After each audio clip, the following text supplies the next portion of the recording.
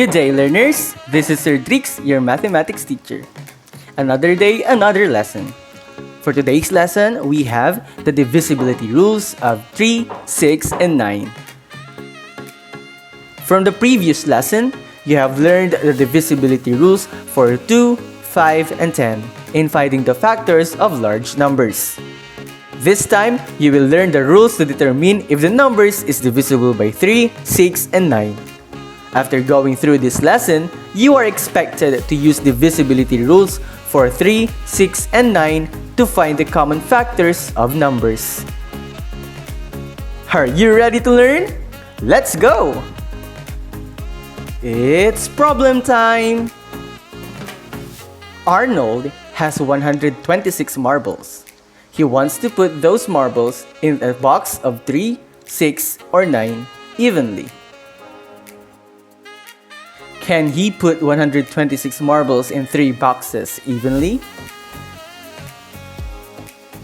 Can he put 126 marbles in 6 boxes evenly? Can he put 126 marbles in 9 boxes evenly? Let's find out! Let's have the first question. Can Arnold put 126 marbles in 3 boxes evenly?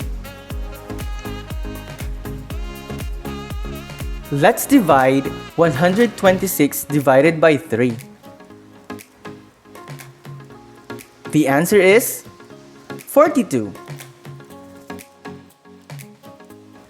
Therefore, Arnold can put 126 marbles in 3 boxes with 42 marbles each. Now let's have the divisibility rule of 3. If the sum of the digits of a number is divisible by 3, then the number is divisible by 3. Example number 1, we have 381. 3 plus 8 plus 1 is equal to 12. And 12 divided by 3 is equal to 4. Therefore, 381 is divisible by 3. Let's have example number 2. We have 217. 2 plus 1 plus 7 is equal to 10. And 10 divided by 3 is equal to 3 remainder 1. 10 is not divisible by 3. Therefore, 217 is not divisible by 3. Now let's have some exercises about the divisibility rule of 3. Tell if the following numbers are divisible by 3 or not. First, we have 81. Is 81 divisible by 3?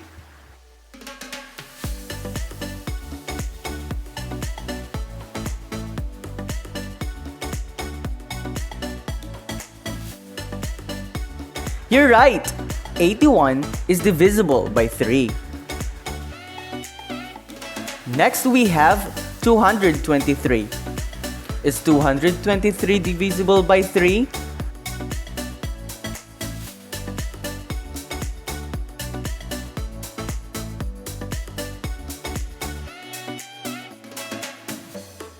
You're right!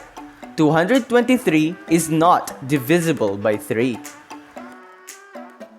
Third, we have 183. Is 183 divisible by 3?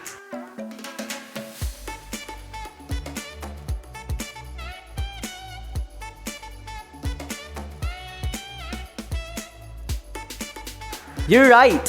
183 is divisible by 3. Next is 541. Is 541 divisible by 3?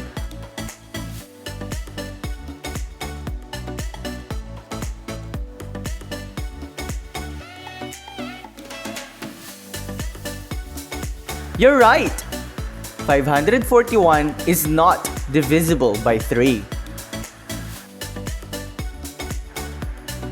The last one we have 633. Is 633 divisible by 3?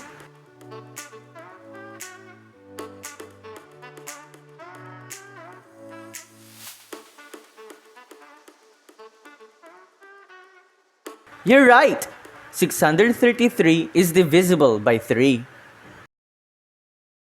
Great job, learners! Now you know the divisibility rule of 3. Now let's go back to our problem.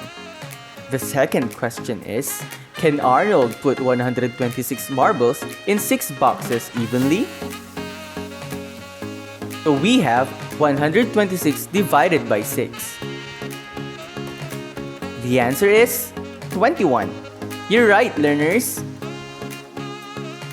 Therefore, Arnold can put 126 marbles in 6 boxes with 21 marbles each. Now let's have the divisibility rule of 6.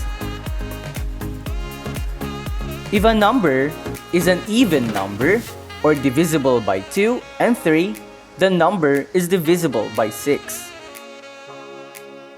Example number 1, we have 144. Let's take a look if 144 is divisible by 2 and 3. Let's check if 144 is divisible by 2. So, 144 divided by 2 is equal to 72. Therefore, 144 is divisible by 2. Now, let's check if 144 is divisible by 3. Let's perform the divisibility rule of 3. So we have 1 plus 4 plus 4 is equal to 9. And 9 divided by 3 is equal to 3. Therefore, 144 is divisible by 3. Now we know that 144 is divisible by 2 and 3. Therefore, 144 is divisible by 6. Let's have another example. So we have 308. Let us check if 308 is divisible by 2. 308 divided by 2 is equal to 154.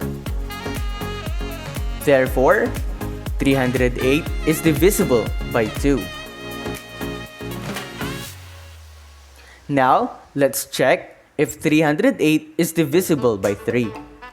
Let's perform the divisibility rule of 3. 3 plus 0 plus 8 is equal to 11. 11 divided by 3 is equal to 3 remainder 2. Therefore, 308 is not divisible by 3. Now we know that 308 is divisible by 2 but not divisible by 3. Therefore, 308 is not divisible by 6. Let's have simple exercises about the divisibility rule of 6. Tell if the following numbers are divisible by 6 or not. First, we have 174. Is 174 divisible by 6?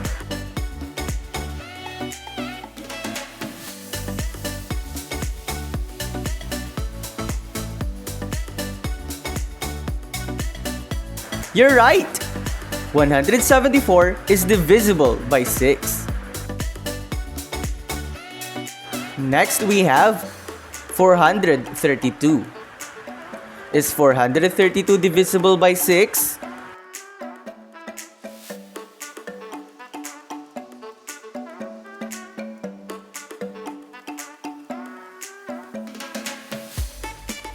Excellent!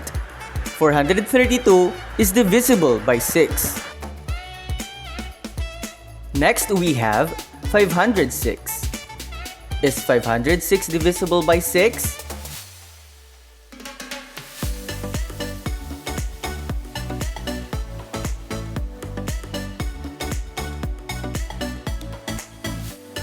Nice one, learners! 506 is not divisible by 6. Next is 1042. Is 1042 divisible by 6?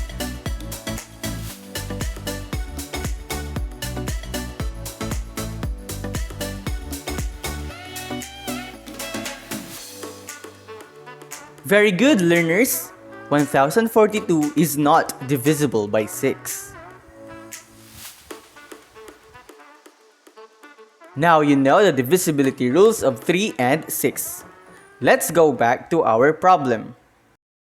The last question is, can Arnold put 126 marbles in 9 boxes evenly?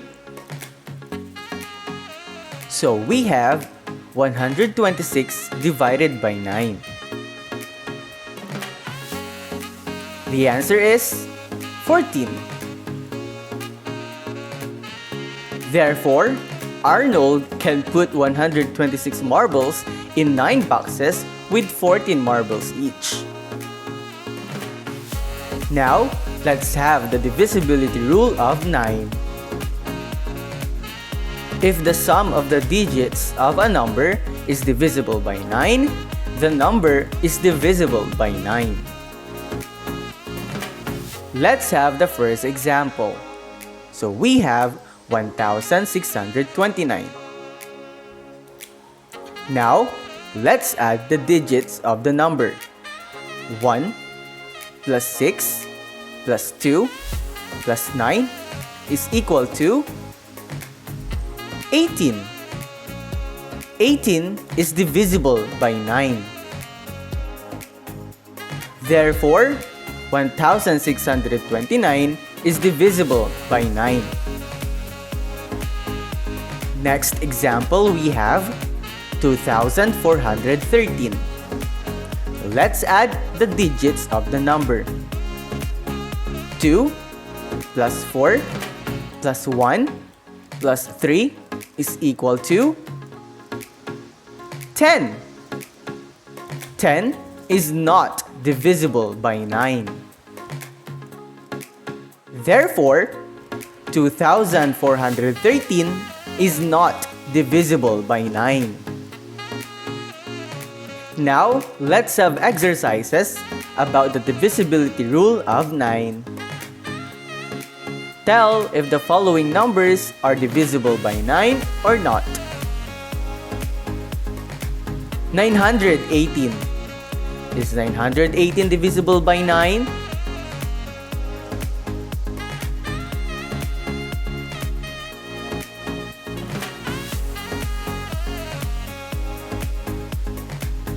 You're right! 918 is divisible by 9.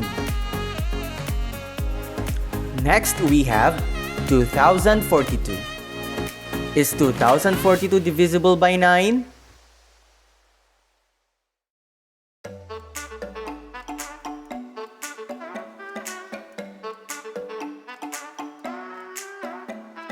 You're right!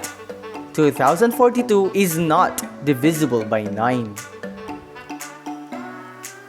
Next one, we have 1254. Is 1254 divisible by 9?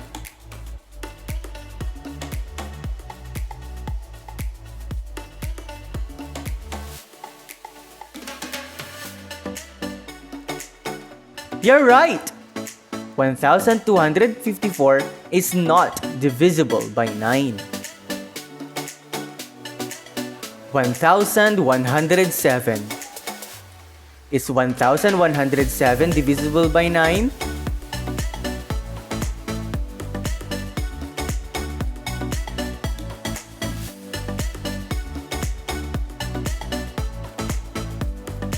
You're right! 1107 is divisible by 9. Last one we have 5,292. Is 5,292 divisible by 9?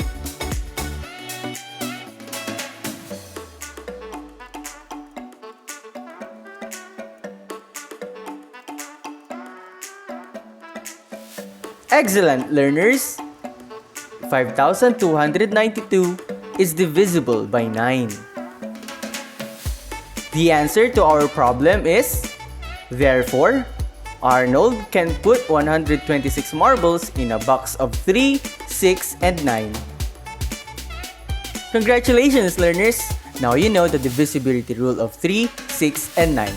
I hope you learned a lot about our lesson for today. That's all for today, learners!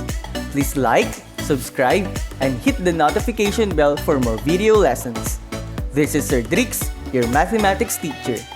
Till next time, goodbye!